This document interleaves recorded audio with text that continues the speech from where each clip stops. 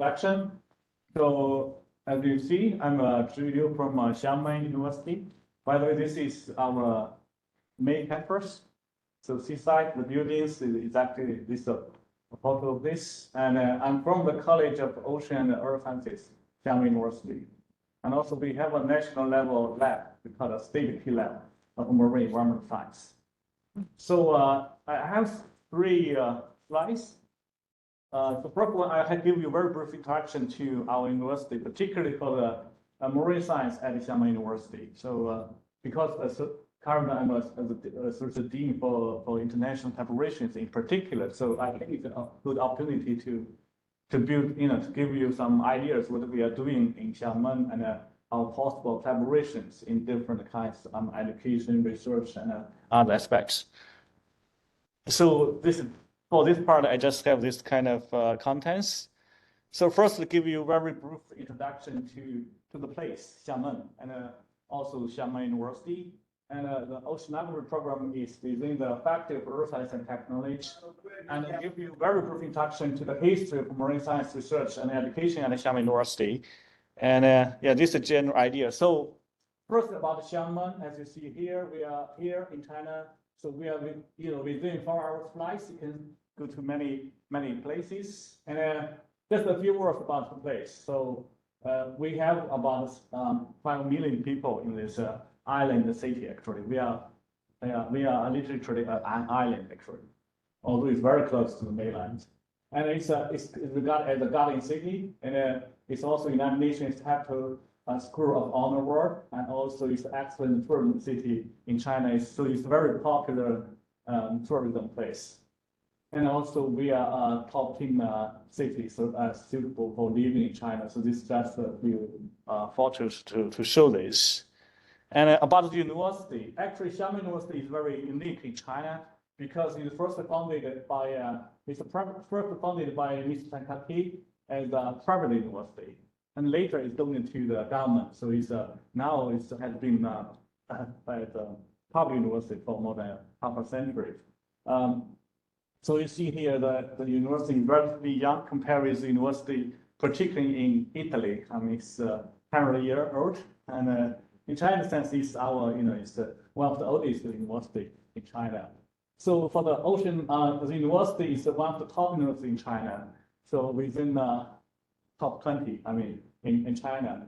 So we have 6 faculties with 33 schools and colleges, and also 16 research institutes.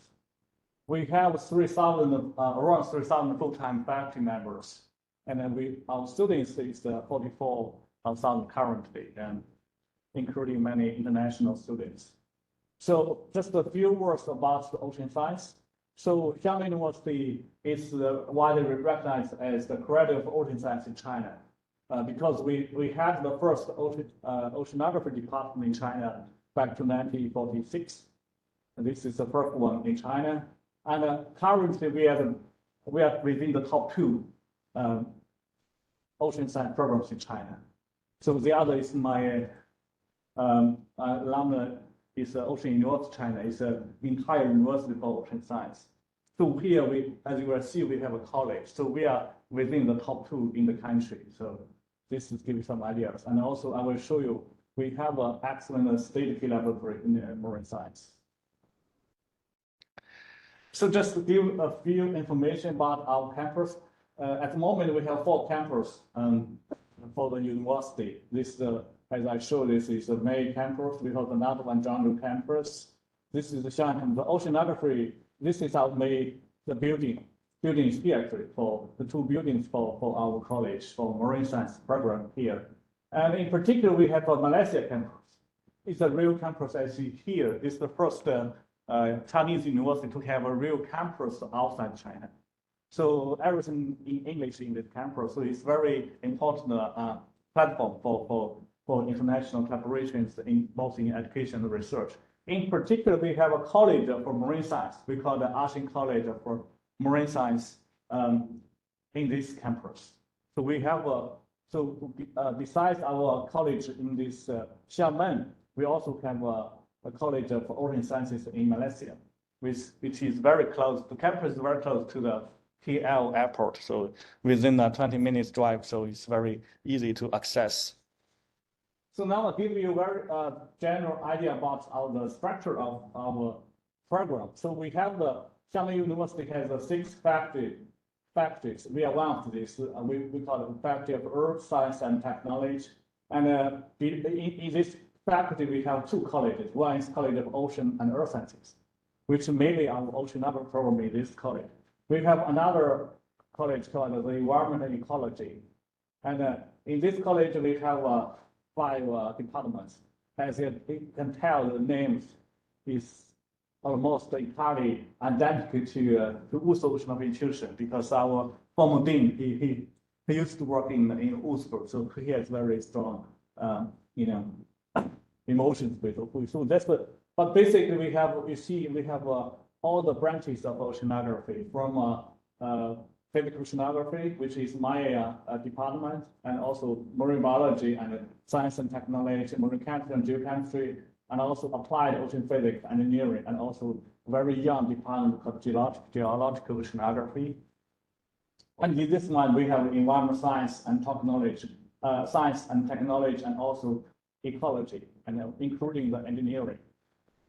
And we have several, besides to these colleges, we have several national level research platforms. In particular, the first one we call the MAL, is the State Department of Marine Environmental Science. And as I said, we have a China ASEAN College of Marine Sciences in Malaysia campus. So just give you a few numbers here.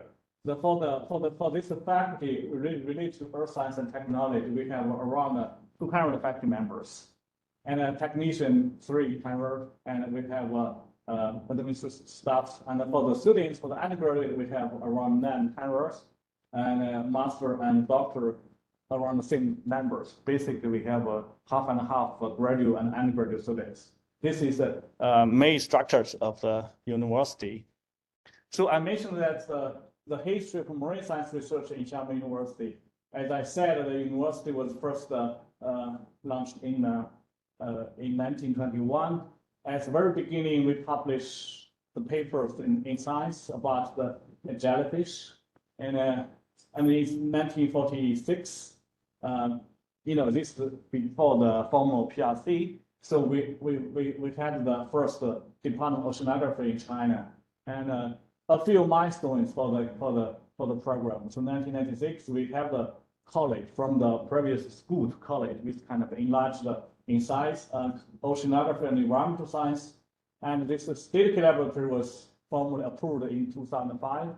And we have this previous, we have 1 college, and by 2011, we have 2 colleges. Like I said, one for the ocean, earth and ocean science, the other for the environmental ecology.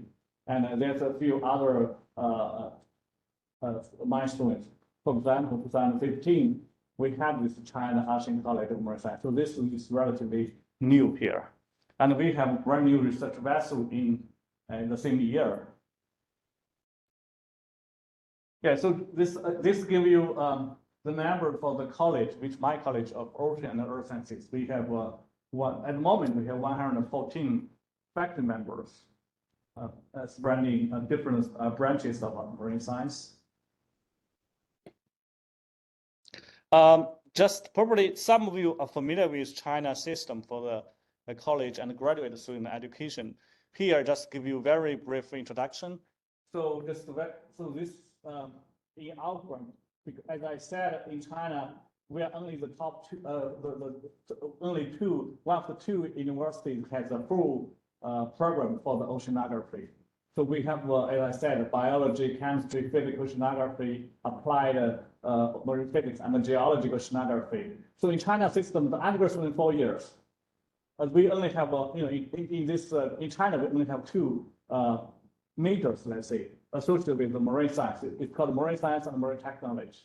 So it's 4 years. It's a bachelor's degree, and a master students normally 3 years, and PhD students another 4 years usually. But we have a scheme to combine the master and PhD for 5 years, say 5 to 7, 6, 8, depending, it depends. So this is the general structure. For the graduate degrees, we have different, you see, different branch, different subjects of oceanography, for physical oceanography and biological chemistry. So this is the structures. So this is basically our programs. I think for future, that's why. And also here, I give you just very the current numbers for the students. Again, here is about 500. Here is around 800 students. So you see, we have quite a lot of students, right? So, in particular in the international sense.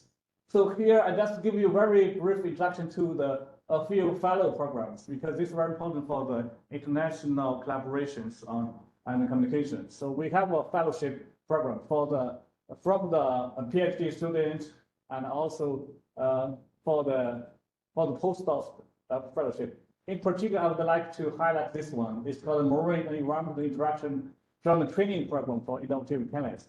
This is from China Scholarship Council. So we have a quota every year, and we can select students. Currently, we work with, we collaborate with University of Delaware in the States, Gilma in Kiel, and Southampton University and Sorbonne University in Paris. So I think this is very important scheme. That's why which can sponsor our students for this kind of international collaboration. For example, scientists here, and we also have a joint a PhD and post fellowship with the Hong Kong University, and we also have a summer undergraduate research fellowship, which is open to all the students globally. So we basically invite students to come to Xiamen to doing short-term research with our faculties. And of course, we also have a lot of summer schools and graduate forum, and also students organize this kind of symposium.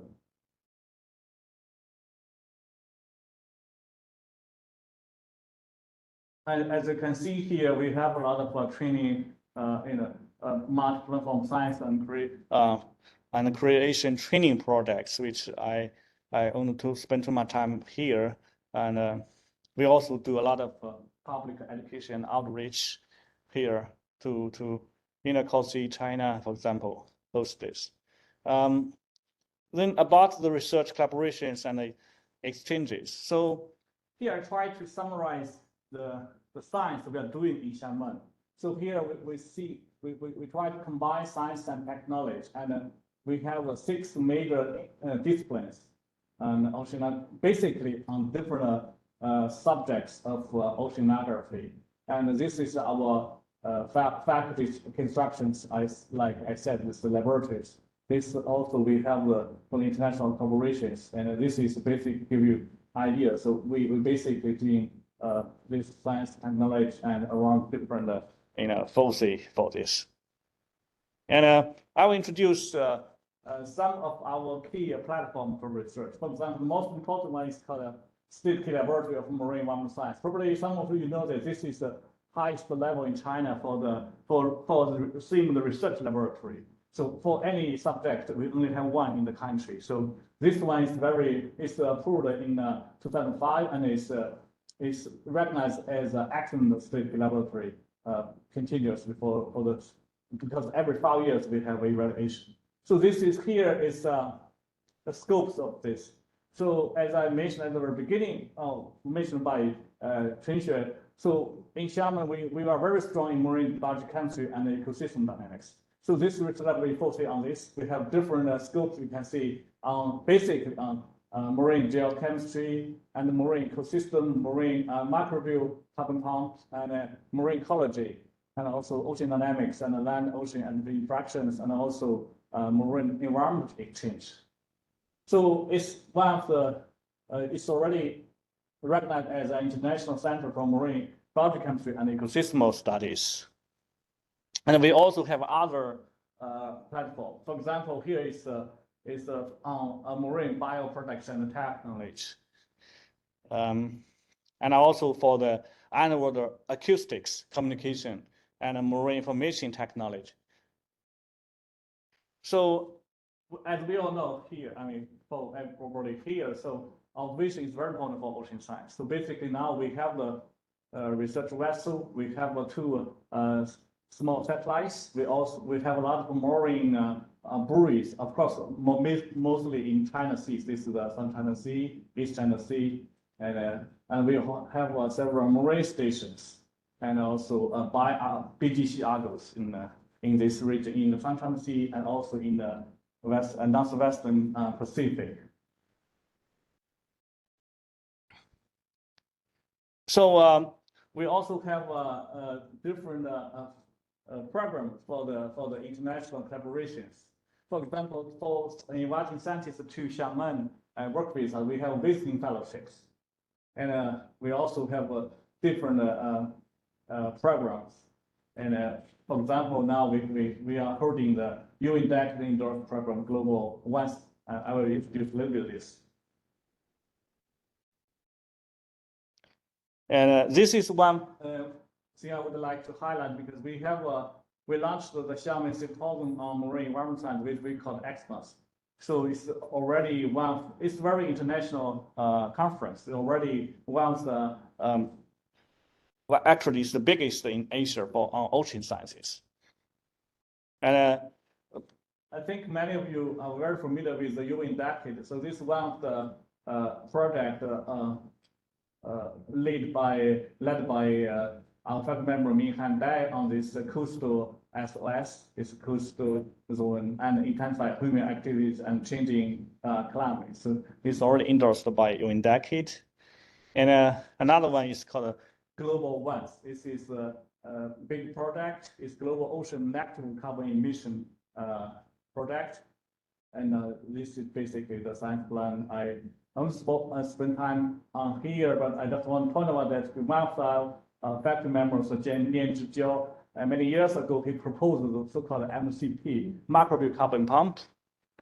I think I can skip here. This is new things. We are launching the Ocean Innovation Center. Basically, we try to combine the basic science with the industry to provide a platform.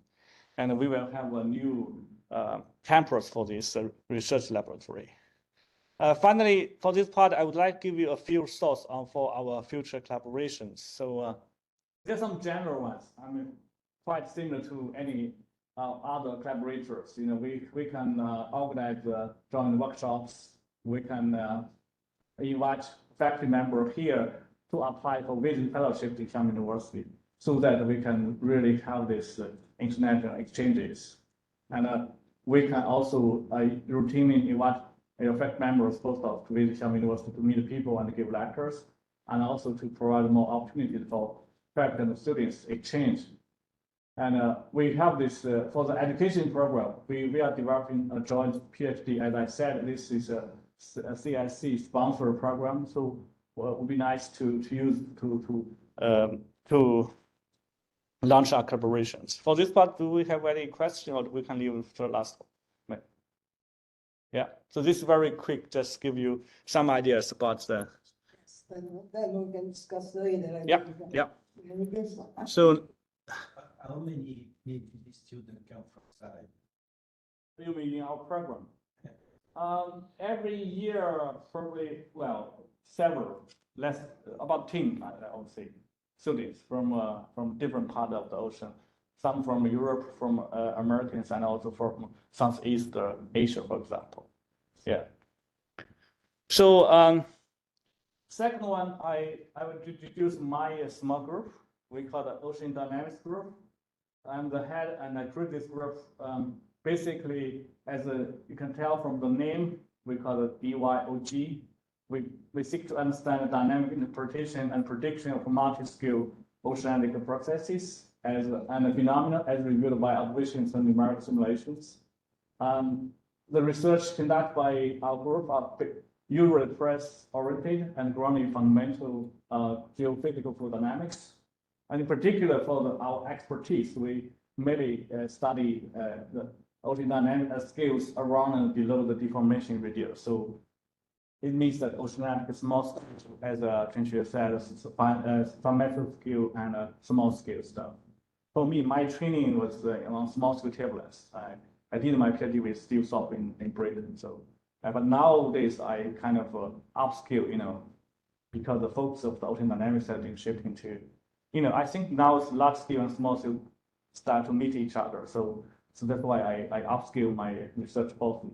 So this is from our group, and I'm a full professor in the department. I have 4 colleagues, they are all associate professors, and also we have one engineer and one technician. So this is, I would skip this. I don't want to spend too much time here. Introduce my colleagues. So this is my 4 colleagues in my group, and Hongyang Lin, Dr. Lin, he's basically, his research interest here is close to sea level variability. He studied the mechanism and also dynamic and relative structure. And in particular, he also studied the oceanic measurements and measures dynamics. And Chiang Deng, he has a background of mathematics. So currently he works on measures to eddies and also parameterization schemes in climate, atmospheric, and oceanic pneumatic models. And very recently, he started working on the machine learning in ocean science. And Xiaolin Bai, he used to be my PhD student, now he's an associate professor in the group. He studied basically nonlinear internal waves, solitas. So, and much skill interaction and transfers, and a little bit physical biological coupling processes. And Dongwang joined the group very recently. He has a background of surface fields. So, and he has a pretty nice studies on the long-mirror turbulence, if you know. It's very fast based on some mathematical processes and non-equilibrium long-mirror turbulence and transient wave forcing. So you guys can tell we basically study the scales below the deformation radius. Okay. I think now I can switch to my my talk. So yeah, so real science. So now today I'll talk about the dynamical decomposition of multi-scale oceanic motions. This study is basically done by my former PhD student Chuan Wang. Now he's a postdoc in China at the moment in Zhuhai. And this work is collaboration with my colleague, as you see, Hongyang Lin. So we all know that as an oceanographer, we know that in the ocean we have many different processes. You can name a few, many of them, right? Internal waves, eddies, tides, large-scale circulation, and small-scale turbulence. So a fundamental question now is how the energy is transferred within the system. So I think this is because particularly for nowadays, the resolution of modeling system getting higher and higher, right? And also our satellite observation, for example, like SWOT is already launched and so can observe the ocean at a very high resolution. So this provides opportunity for the oceanographer to really look at the different pathways of energy transfer. This kind of a background for this study. And related to the modeling, I mean, nowadays it's getting popular and it's very, you see this kind of simulation. This I simply downloaded from the website. This is done by Julien Lassalle, I guess, in France. So this is just one example showing that you have tides. So I think this is for the first time, we can see the different processes. They are occurring in the same ocean, right? Previously, in the low resolution simulations, we can only include large scale circulation, for example. And if you are going to study internal waves, you basically assuming there's no circulation, you have a horizontally homogeneous stratification, and then you see the behavior of the waves. But now we have the opportunity to study this. So the horizontal resolution of Neural models getting to around 1 kilometers as a global scale. Of course, this kind of simulation, still we cannot afford to use this kind of simulation for climate research. But for example, we can only run for 1 or a few years, cannot run for 100 or even 1,000 years, right? So that's very expensive. But for this relatively short simulations, it's long enough for us to look at the interaction of different processes. I would like to note a few things. Firstly, you start to recognize here. See, we can see in this kind of simulation we have the large scale circulation, we have the tides like here, vertical tides, and obviously we have the massive scale flows. And also, if we look carefully here, we see a lot of internal waves. Of course, yeah, we can only resolve the low mode internal waves, not the very high mode internal waves. And also we start to see the some method scale flows. So this kind of simulation is some method scale admitting. It's not a fully resolving, but it does admit a lot of some method scale motions. So for this kind of simulations, I will comment on that. So the different processes, they are coupled at the resolve scales. However, at the software scales, we still need to parameterize the interactions. And also for the different processes in the system, in the modern system, the generation and evolution are mostly resolved. But the dissipation and the mixing still needs to be parameterized. In particular, for example, for the particle mixing, we know that, and over the last several decades of research in the ocean interior, basically due to the breaking of internal waves. So you need to know internal waves to understand that the mixing. However, in this kind of models, you can resolve the generation, for example, of low mode internal tides and also near inertial wave. But you cannot resolve the full life cycle of the internal waves because the resolution still cannot directly resolve the breaking or dissipation of this internal waves. So you still, in this kind of simulations, you still need to parameterize mixing. But now in the model, you have a lot of internal wave motions. So the next question is how we can better use the simulated internal waves to parameterize diagonal mixing. And also for the eddy transfer or diagonal isopigonal transfers, mixing or eddy or simply eddy flux. We know that it's basically due to the vertical motions, eddies, let's say, right? So here also, I think now it's possible for us to, if we can simulate the different processes together in this kind of simulation system, but if we can find a way to separate the vertical and wave motions. Wave motions here means the internal gravity waves in the ocean interior. We can better feed our parameterization schemes to parameterize the diagonal mixing and also eddy transfer. So that's why this is a main motivation for this study. So because the model can resolve different places, and of course, if you have the observations, we observe everything together, right? How you can separate them or decompose them to better understand their dynamics, and also how this can lead us to better parameterization of these different processes.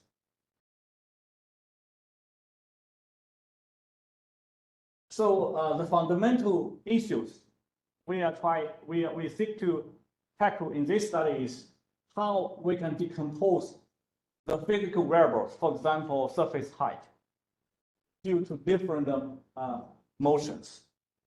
And a more challenging question is how we can decompose the governing equations of this kind of different motion. Because for all the motion together, for the full flow, we have a primitive equations, which is derived from the Navier-Stokes equation. But for each individual motion, once we separate their velocity, sea surface height, this kind of fields, how we can construct the exact governing equation, momentum equation for these specific motions. So in mathematics, it's like this. For the sea level, we have different contributions. For the internal gravity wave, method scale, dry circulation, some method scale, all together they have these same equations, right? How we can get the governing equation for each specific motion.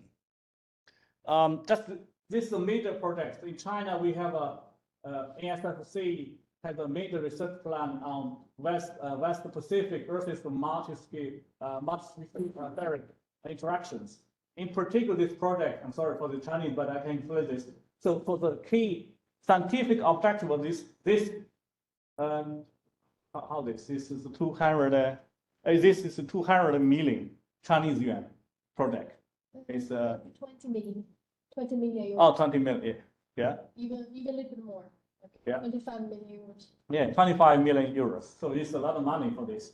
So one of the objectives of this big project is to look at the cross-scale interactions in the ocean and also energy cascade. The other one, this is the Germany project led by Carsten Eating and in University Hamburg. So basically, they look at energy transfer in atmosphere and ocean. So the key things here in our models, in the ocean model and also in the atmosphere model. So because we basically solve the momentum and continuity equations, we never solve the energy equation, right? So actually in the system, the energy is not conserved. So a key issue in the community, I think, is to how to tune our model to better respect the underlying energetics. That's a very key issue. So this also why we do this. Just give you a little bit of reviewing for the existing methods, how we can decompose in different physical variables. The classic one is the temperature of spatial filtering, which we are all familiar with. It's have been used in oceanography for many years. Basically, if you select a cutoff frequency or wave number, you can separate different scales, right? And a popular one, recent popular one is Lagrangian filtering, because if you have a mean flow, you would have a Doppler shift, right, in Euler space. That's why people go to the Lagrangian space, Lagrangian frame of reference. So you can better separate the wave component from the eddy components. This is just one example. This is some Tennessee using the numerical simulation data, doing the decomposition with the Lagrangian filtering. As you can see here, this is a non-wave component, but you clearly see the propagation of internal waves. I will show you actually the method we are going to develop can solve this problem. So we can clearly separate the wave and vertical motions. And for the decomposition of governing equations is even challenging. Classically, we have a Fourier filtering and also Lianold filtering. And this is by a Chinese scientist, San Liang filtering. He basically creates the MTW, the multiple window transform.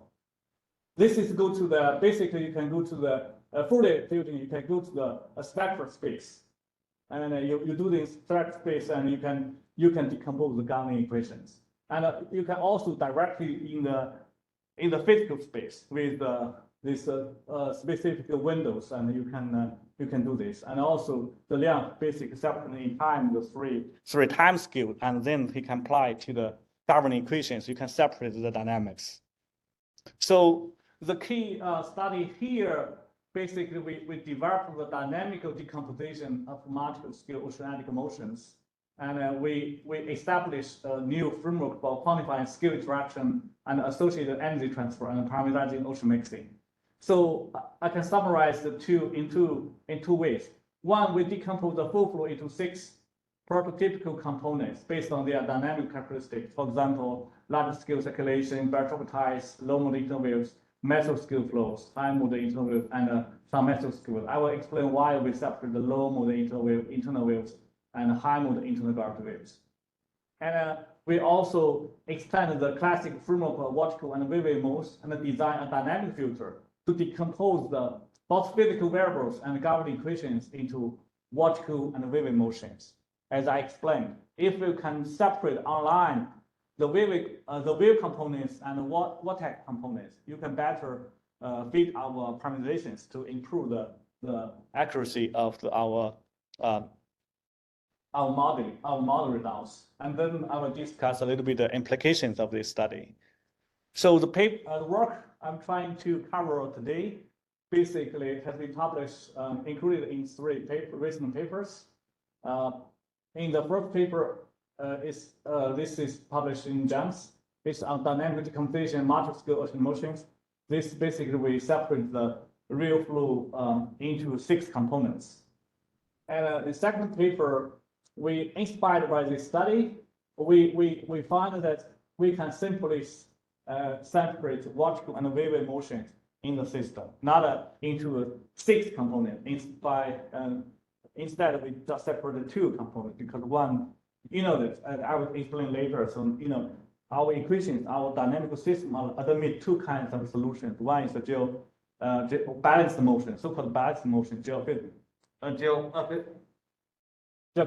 motions, and the other is internal gravity waves. And by doing these studies, we realize that if for the model outputs, because I will show you for this study, we are using so-called LLC 4320 by JPL group and Dimitri Minimalis. So basically, they run the model at a very high resolution, 1/48 degree, and but they save the outputs only hourly, and they save the instantaneous field.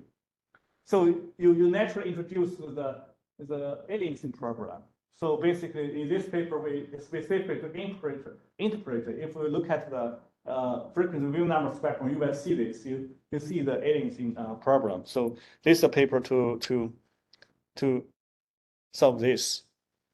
So as I said, the model system is this is by JPL group. It's using the MIT DCM. It's in terms ties included explicitly, and it has a 1/48 degree horizontal resolution, and it has been run for 14 months.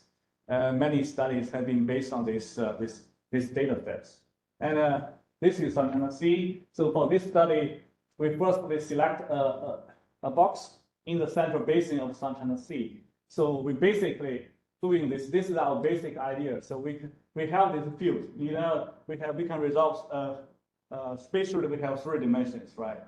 Horizontal, 2-dimensional, vertical, and also time. So with 4 dimensions, we can get this spectral density. For example, for the sea level anomaly, this is the horizontal wave number, and this is the frequency. And as I said, because the model has been running very high resolution, around 2 kilometers, the grid size in around 2 kilometers in Santana Sea. So you can resolve, see here, you can resolve the macro scale motions, and you can resolve kind of some massive motions. And more strikingly here, you see this is the low mode internal waves. We are basically following the dispersion relations here. And also we will tackle this problem for this in this region, spectral region, because you have some mesoscale, a mix with some mesoscale and a high mode internal wave. How you can separate this part is our key finding here.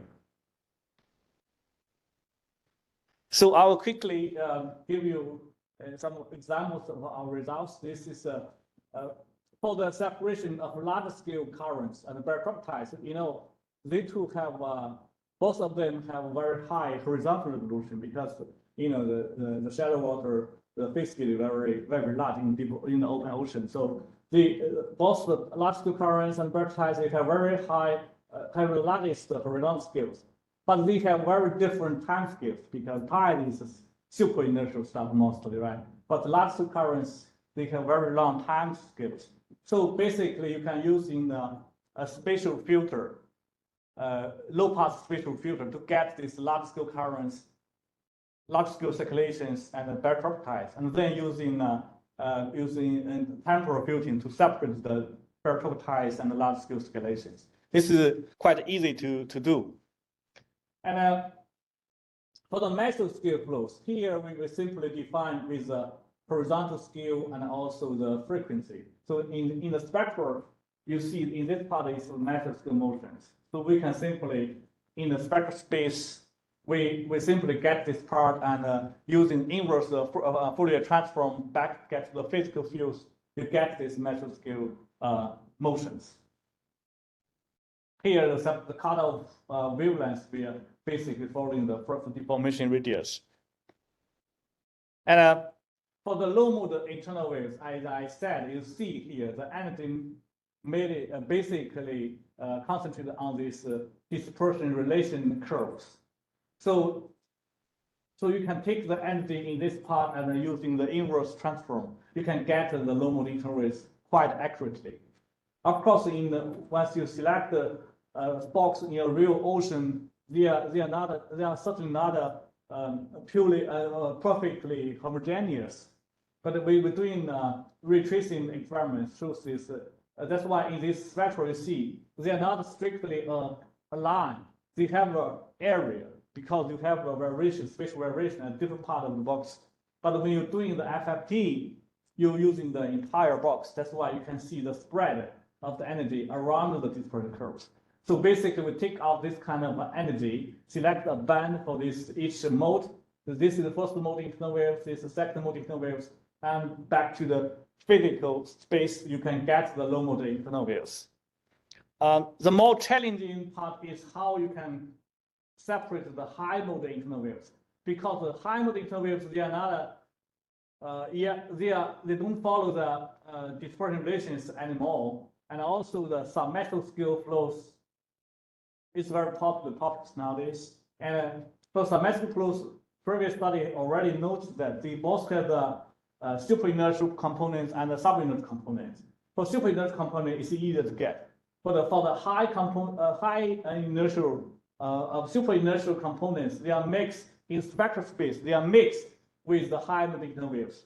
So how can you separate the high mode internal waves and the submetric scale, high super inertial submetric scale flows? Because they have overlapping spatial and time scale, right? So this is the most challenging problem. So what we have been doing, so if you look at our equations, of course this is the moment equations. I will skip this. It's not important for this study. So if you look at the vorticity equation of the motion, so we know that we have two, the cellular water equation, for example, we have two modes, right? One is vertical mode, and the other is the waving mode. And here we already introduced the background currents. So you can have this the capital omega instead of the small omega, because we can consider the effects of drop shift right here. So basically, if you transform Fourier transform the vorticity equation, the linear vorticity equation, into the spectral space, you can design the dynamic filter to separate the vertical mode and the waving mode, because by definition, the vertical mode has a frequency. Of course, here is the intrinsic frequency above below the inertial frequency. But for the waving mode, is by definition is a super inertial component, so it has a frequency higher than this. By using this information, you can see here from this equation, you can see here. This is F naught here is inertial frequency. This is omega is the intrinsic frequency. You see the relative size of this omega, capital omega and F naught determined by the Fourier transform of the relative vorticity and horizontal divergence. Of course, they are both normalized by local inertial frequency. So once you have the physical field, you do the FFT, and in the spectral space, you track the relative size of the relative vorticity and the horizontal divergence. You can separate this into here. For example, here, if the relative vorticity is smaller than the horizontal divergence, it means that the component is the high mode internal waves. If the relative vorticity is larger than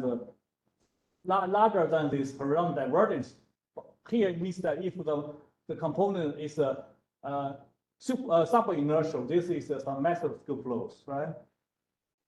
So in this way, we can very accurately to separate this motions. This is kind of summary. So basically, we're using dynamical properties of different motions from large scale circulations, spectral tides, low mode internal waves, massive scale flows, and also high mode internal waves and some massive scale flows. So we can separate them into this. Just give you one example. Once you have a real flow, you can separate this into different components. And of course, as you can understand, we don't really have the observational data to verify this kind of decomposition, right? And that question is how you can trust your decomposition, because obviously we have introduced some assumptions, but we can do this dynamical test because basically because you can directly decompose the sea surface height, and of course because these are model data, you have everything. You have the velocity, you have sea level, and sea surface height, and you can decompose the both, and then you track the so-called dispersion. Polarization relation. So it means that the relationship between the velocity and the sea surface height. So here, just to give you a summary, so we can decompose both the velocity and the sea surface height, and you can check that for internal. This is for internal waves. You can see they are very. So here, the red means that basically the directly decompose the velocity and the velocity calculated using the polarization relation with this decomposed sea surface height. Their correlation is around 1. It means that they are really dynamically consistent. This kind of a test, this is for the vertical motion. This is simply a geostrophical relationship here. Here, this is the polarization relation for the internal gravity waves. So we can do this kind of dynamic constants. This means that the method is robust. One thing I already noticed that you see, if you look at this is from the model, we get the spectrum. You see here this kind of energy. This is due to the aliens, because the model results is saved, is outputted only once an hour, and only the instantaneous fields are saved. So this we create this aliasing problem. So in this study, I don't have time to spend to explain more details here, but you can see here because this aliens, what we just introduced, separate in this part, right, internal gravity waves and some metal scale flows. We basically to go to the spectral space to compare the relative size of relative vorticity and the horizontal divergence. So this method can naturally handle this aliasing problem, because you can see here this is the lines, the dashed lines here are simply from this is the expected aliasing place, right? And this exactly fits the observation, the observation, let's say. Then it means that this still follow this dynamics. For example, this energy is from low mode internal waves. It's not symmetric motions here. So you can. So that's why the spectral decomposition introduced in this study can naturally handle this problem. Of course, we extend the analyze from this to other places, and you see here the red means that you have the result is dynamically consistent. Now let me move to the decomposition of governing equations. Actually, as I said, this part of work is inspired by our decomposition of high mode internal waves and symmetric flows. So we basically extend the classic framework of vertical and wave modes, and in the spectral space we can use the relative size of relative vorticity and horizontal divergence to separate the both physical variables and governing equations of this wavy and vertical modes. This is this is a classic framework for the equations, and this shallow water equation it has two solutions I already mentioned. One is the vertical mode, the other is wavy mode. So this is our dynamical base. So this is the geostrophic motions. This is gravity waves. So if you have this here, or if you here is standard framework. If you include a background flow, you can get this very similar solutions.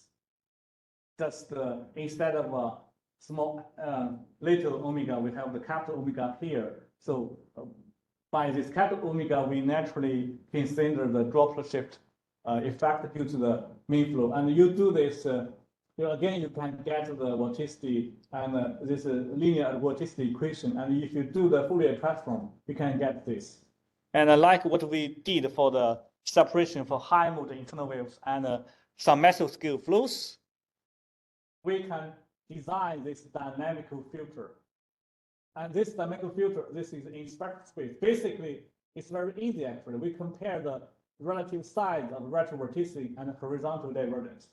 Here to handle because we don't want to assume a F plane, so we can use the beta plane. So but we already, by doing this, we incorporate the variation of F with latitude into the modified divergence term. So by comparing the modified divergence term and the relative vorticity, we can design the dynamical filter in spectral space for the vertical motions for the internal gravity waves. And this dynamical filter can be directly applied to the equations.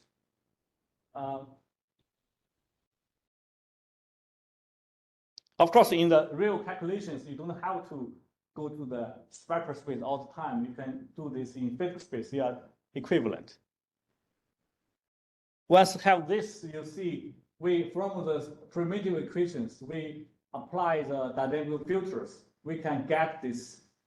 Here, you need to note that the convolution can commute with the differentiations. That's why you can easily get these equations. So by doing this, it means that from these primitive equations, using this dynamical filter in spectral space, we can get the governing equations for the two components, one for the vertical motion, the other for the internal gravity waves. Here is a few notes. This vertical and wave variables are orthogonal in this space. So it means that so you can safely use this because the energy is conserved by separating the two components. This is very important actually. And this decomposition and the convolution and time scale of wave decomposition can complete each other. So because conventional time scale spatial scale decomposition, here we decompose two components. One is vertical motion, the other is the intergravitational motion. And you can, on top of this, you can use this traditional conventional scale dependent decomposition. Then you can compare it, not only separate different wave and vertical motion, but also separate different scales. And the vertical motion here obviously include both large scale circulations, the massive scale flows, and also some massive scale flows. The wave motions involve bipeptides and internal gravity waves. And using this dynamic filter, you can also construct the kinetic energy equations. We know that in a multi-scale system, it's not a trivial problem. Actually, there's no unique way to distinguish between energy transfer and energy transfer. So by using the dynamic filter, we can design the energy equations for both the wave mode and vertical mode. Finally, I give you some examples of applications, so how it works.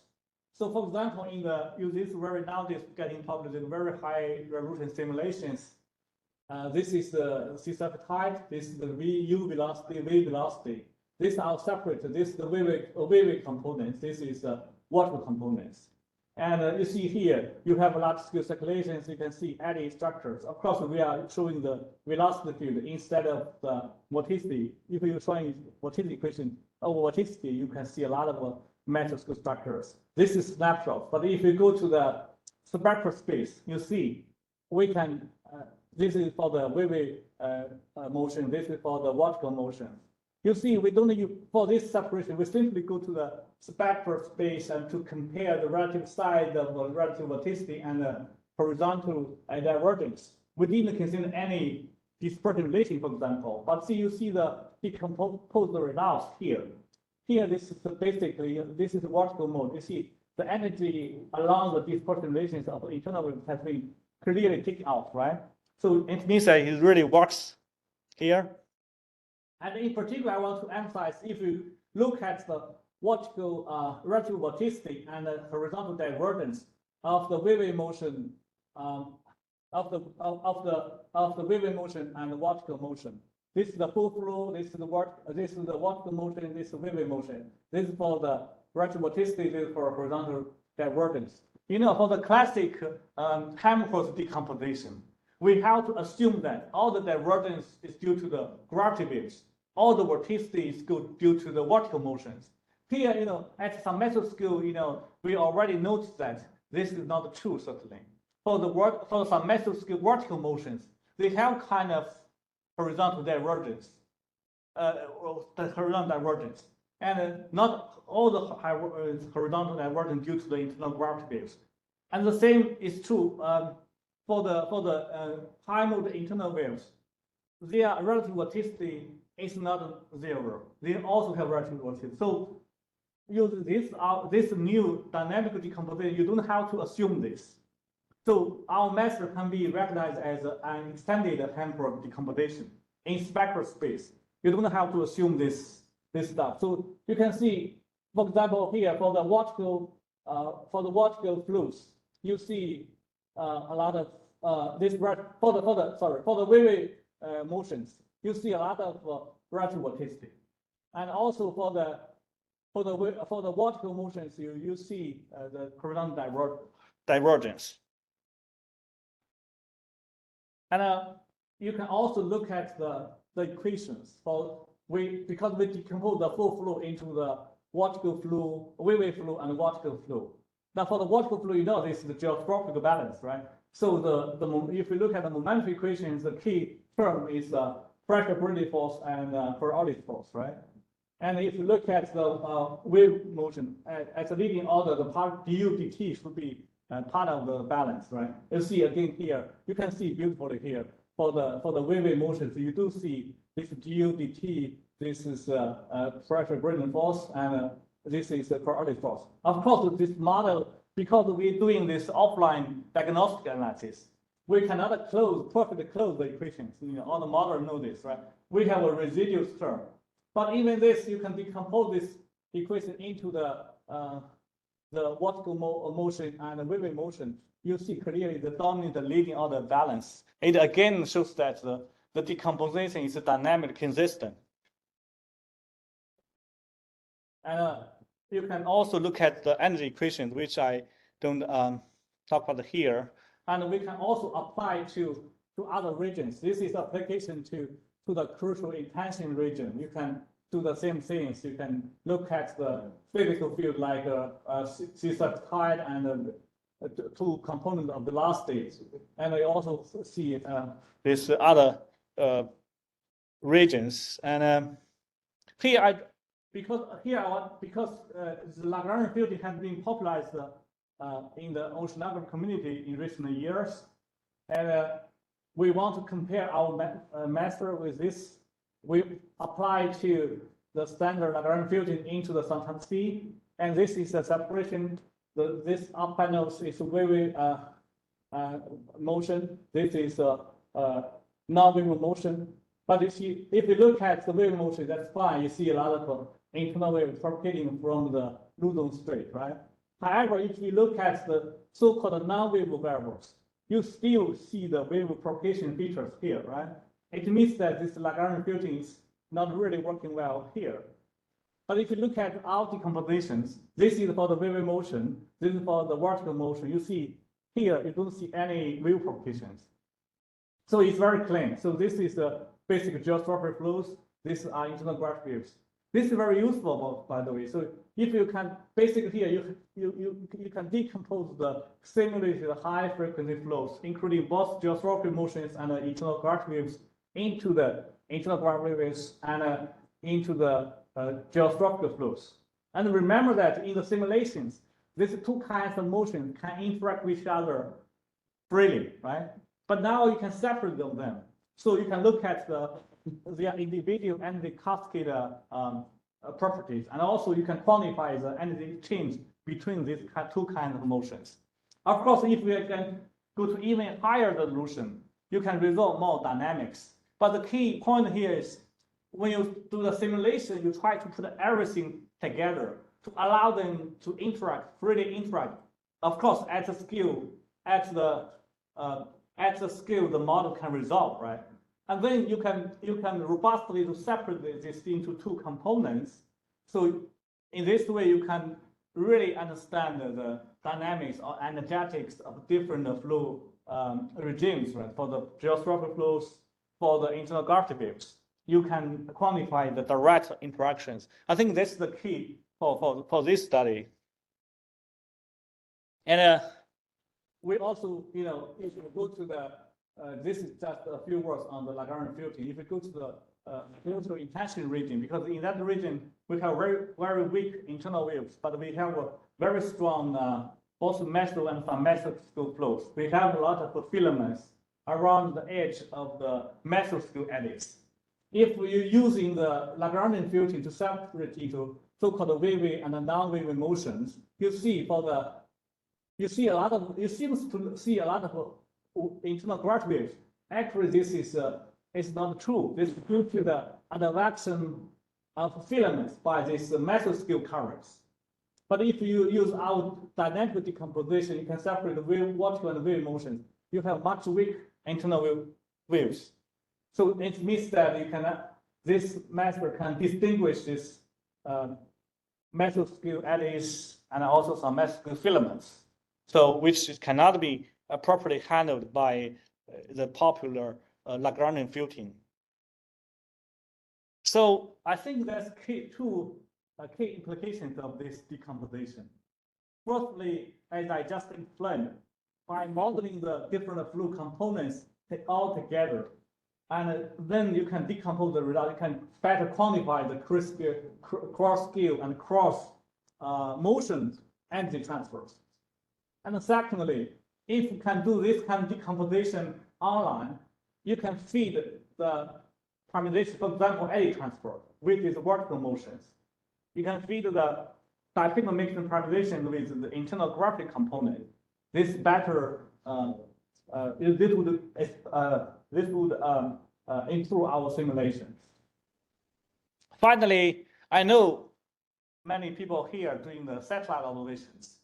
So now we consider an even more challenging problem, because for the satellite observations,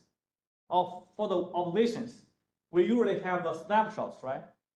Remember, in my previous studies, I use model data, so I can resolve both time and space. So I have a 4D information into the spectral space. But for the satellite observations, you can only have a 2D horizontal map. For example, sea surface height. For example, now we already have a source, right? In China, we are developing the so-called Guanlan satellite. So with this satellite, you can observe horizontal map of SSH. And the other effort is, I think it's international in Europe, is Wacom.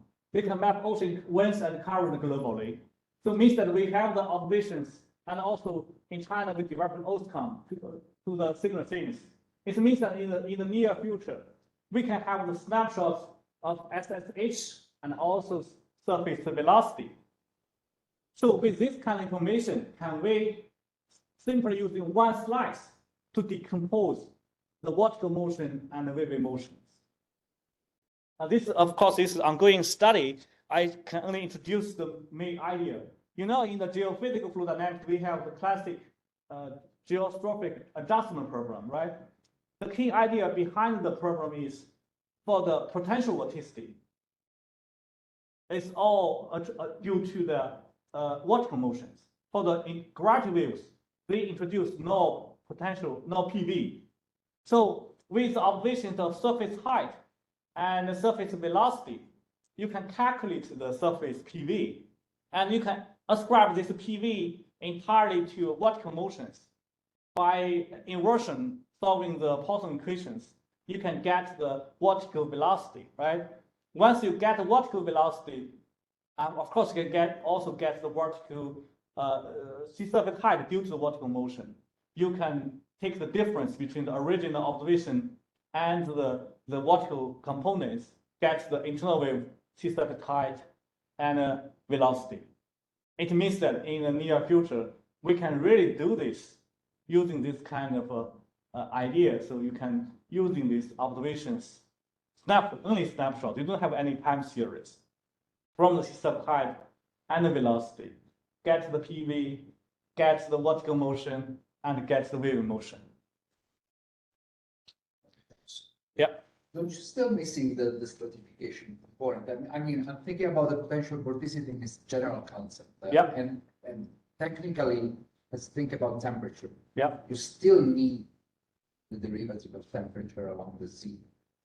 Uh, And you want to capture the whole potential vorticity of the structure. I totally agree with you that you can capture the shallow water potential. from the surface. Yes. For the surface, yeah. But if you wanted to go deeper, Yeah. you need the derivative of the density or temperature. That's true. Is that Yeah. correct? Yeah, that's very true. Yes. And I forgot to mention that for my previous studies, once you get the surface structures, you can do this vertical decomposition, right? You can infer the subsurface structure from the surface. That's another reason why we want to separate the geostrophical motions and the gravity waves, because they have different vertical structures, right? Yeah, yeah. Yeah. The 3D. Here, just to give you some examples, we again, because we intend to use the decomposition to the future satellite data, but at the moment we don't have the data. But we can use the model outputs, right? So we do this, and it worked pretty well actually. Yeah, this is ongoing. We're still writing the paper. I think I have to stop here. I'm sorry for the long talk. Thank you. Thank you. Yeah. Okay. Any questions? Also online, if you have any. Our research method. I stopped recording. Okay, so Okay, no problem. Thank you. okay. Thank you. Thank Thank you. you, Camila. Thank you very much. Any question online? We don't see